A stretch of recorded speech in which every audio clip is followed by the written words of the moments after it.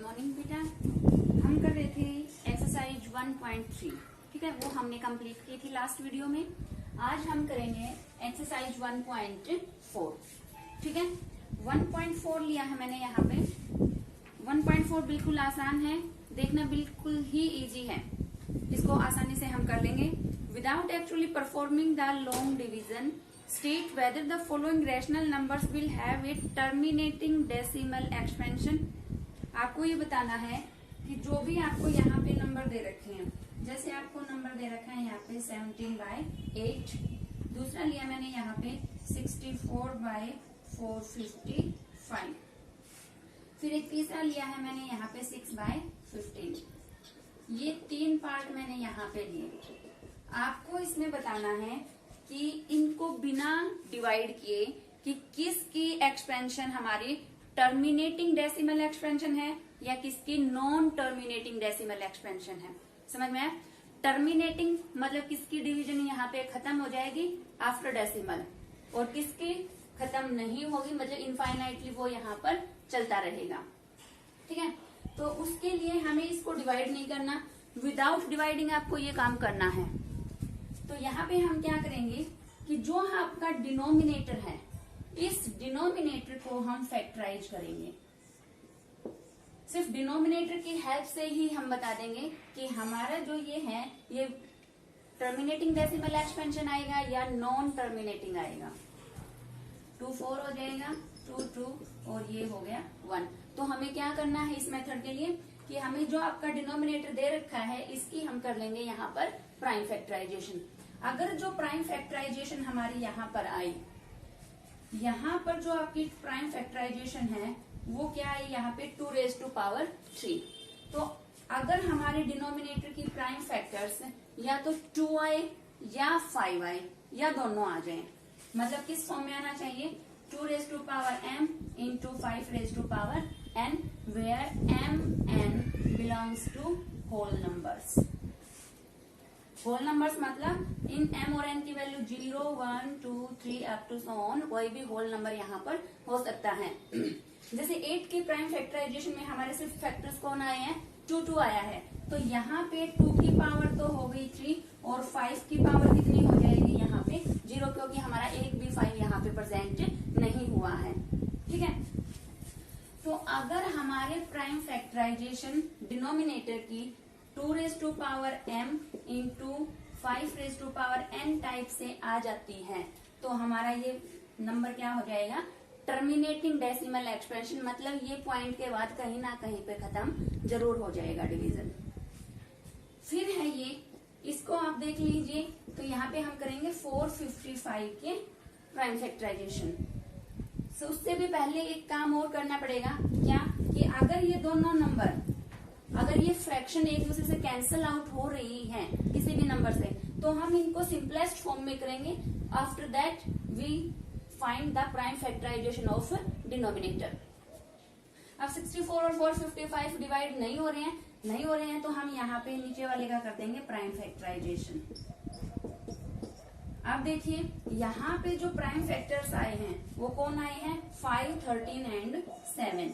तो आप लिखोगे 5 into 13 into 7। देखो 5 तो आ गया, लेकिन 5 को छोड़ के यहाँ पे कोई और नंबर नहीं आना चाहिए, या तो 2 आए या 5 आए या दोनों आ जाए यहाँ पे, ठीक है। तो 5 और 2 के अलावा कोई नंबर नहीं आना चाहिए, तो ये कैसा हो जाएगा नॉन टर्मिनेटिंग डेसिमल एक्सपेंशन, मतलब ये डेसिमल में भी कभी टर्मिनेट नहीं होगा, ठीक है।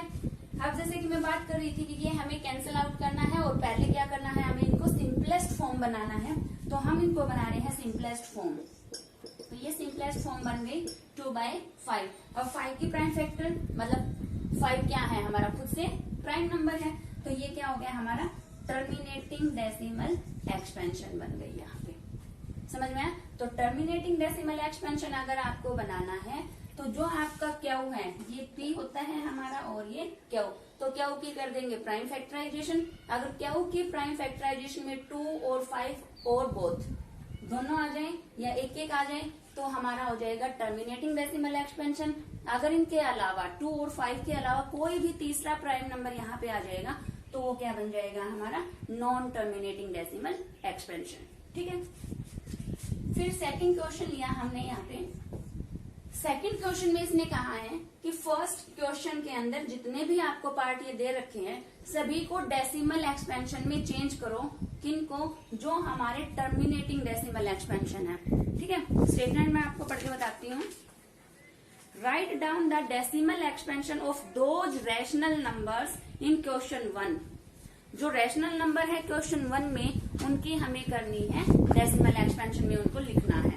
अब जैसे मैं इनको लिख के दिखाऊं, आपको दे रखा था 17/8, आपने कर लिया 2 × 2 × 2, 8 की प्राइम फैक्टराइजेशन आप कर चुके हो। ठीक है, वहां से हमने देख लिया। अब नीचे मुझे सबसे आसान तरीका क्या, देखो एक तो हम इसको डिवाइड कर दें, लेकिन बिना डिवाइड के अगर हम यहाँ पे कुछ काम करें, थोड़ा सा आसान बनाते हैं इसको। यहाँ पे देखो 2 2 2 है, अगर मैं इस 2 को एक 5 से मल्टीप्लाई कर दूं, इस 2 को भी 5 से और इस 2 को भी 5 से, 3 2 है हमारे पास, तो 3 5 मैंने यहाँ पर ले लिए। इनकी कोरस्पॉन्डिंगली जब आप मल्टीप्लाई करोगे तो 5 2 जा 10 10 10, तो नीचे हमारा क्या बन जाएगा, यहाँ पर 1000 बन जाएगा। और 1000 से हम डेसिमल आसानी से यहाँ पर लगा सकते हैं। और यहाँ पे अब क्या करना पड़ेगा, नीचे 3 5 आपने मल्टीप्लाई में लिखे हैं, तो ऊपर भी 3 5 यहाँ मल्टीप्लाई में जरूर लिखने पड़ेंगे। अब सिंपली हमें क्या करना है, इनको मल्टीप्लाई कर दीजिए और फिर पीछे से 3 डेसिमल छोड़ के 3 पॉइंट छोड़ के हम वहां पे लगा देंगे पॉइंट। ठीक है बेटा। फिर इसका थर्ड क्वेश्चन है लास्ट। इसने कहा है the following real number have decimal expansions as given below. Real numbers हैं, रियल नंबर्स की डेसिमल एक्सपेंशन आपको दे रखी है। एक नंबर आपको ये दिया, फिर दिया है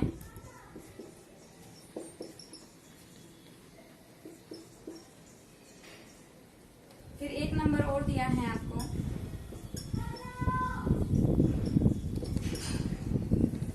ये 3 नंबर हमें दिए हैं।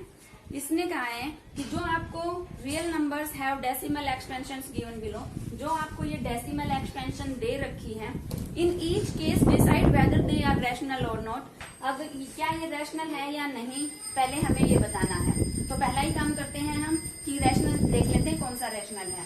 तो ये टर्मिनेटिंग है यहाँ पे, अगर यहाँ पे जैसे ये लगे हुए हैं, इस सेकंड वाले में डॉट डॉट लगे हुए हैं, तो मैंने टर्मिनेटिंग की क्या डेफिनेशन दी थी वहां पे, जो रैशनल नंबर होते हैं वो टर्मिनेटिंग होंगे। आइदर रैशनल नंबर या तो वो टर्मिनेटिंग होंगे या क्या होंगे, अगर टर्मिनेट वो नहीं कर रहे हैं तो अपने आप को रिपीट कर देंगे। ठीक है, ये रैशनल नंबर होता है हमारा। तो यहाँ पे हमारा ये फिनिश हो गया, ये यहाँ पे हमारी टर्मिनेटिंग डेसिमल बन चुकी है। तो मतलब ये क्या बन गया, हमारा रैशनल नंबर बन गया। ठीक है, ये रैशनल नंबर है। अब सेकंड वाले में देखिए कि ये नॉन टर्मिनेटिंग है, खत्म नहीं हो रहा। तो जो नंबर नॉन टर्मिनेटिंग और नॉन रिपीटिंग हो, मतलब कोई भी चीज नहीं कर रहा, ना तो वो खत्म हो रहा है और ना ही वो रिपीट कर रहा है, तो वो क्या बन जाएगा, हमारा इर्रेशनल नंबर बनेगा, इर्रेशनल। तो ये है हमारा इर्रेशनल नंबर। ठीक है, ये रैशनल नहीं है। या तो वो टर्मिनेट कर जाए, मतलब डिवाइड पूरा पूरा आ जाए, फिक्स आंसर आ जाए, जैसे यहाँ पे ये टर्मिनेट कर गया। अगर वो टर्मिनेट नहीं कर रहा है तो मतलब वो अपने आप को रिपीट कर दे। अब जो यहाँ पे आपको बार लगा हुआ दिखाई दे रहा है, इसका मतलब है कि ये डिवाइड चलती जा रही है, लेकिन इन डिजिट्स का जो ये ब्लॉक है, इन 9 डिजिट्स का जो ये ब्लॉक है, ये अपने आप को रिपीट करता जाएगा, मतलब इस तरीके से आ जाएगा।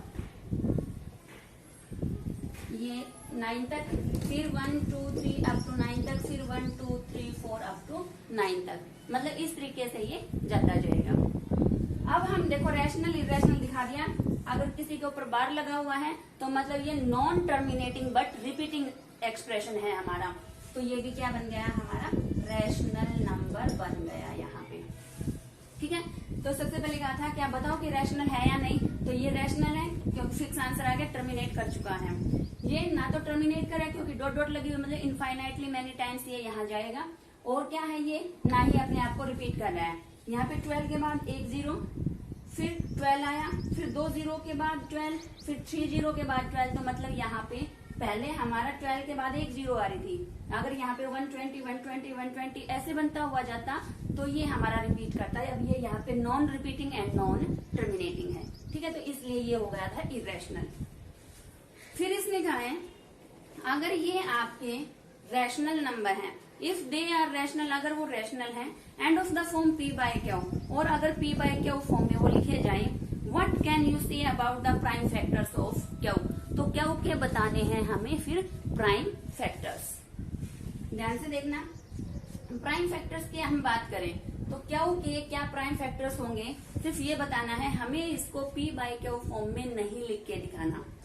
जो भी रैशनल नंबर हमारे 2 आए हैं ये p बाय क्यू फॉर्म में हो सकते हैं, ये लिखे जाएंगे, लेकिन हमें वो लिख के नहीं दिखाना, हमें सिर्फ ये बताना है कि जब ये p बाय क्यू फॉर्म में लिखे जाएंगे तब क्यू क्या प्रॉपर्टी शो करेगा वहां पे, क्यू के बारे में बताना। जैसे आप 9th क्लास में भी क्यू की प्रॉपर्टी पढ़ के आए थे, तो ऐसे ही हम यहाँ पे क्यू की प्रॉपर्टी बताएंगे।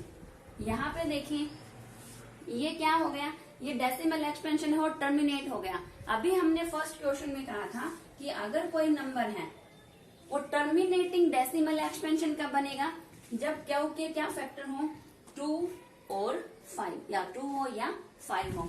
तो यहाँ पे क्यू के प्राइम फैक्टर क्या आएंगे, 2 और 5 और बोथ, या तो 2 हो, आइदर 2 और 5 और बोथ। समझ में आया, टर्मिनेटिंग डेसिमल एक्सपेंशन है तो क्यू के प्राइम फैक्टर्स आएंगे 2, 5 या बोथ।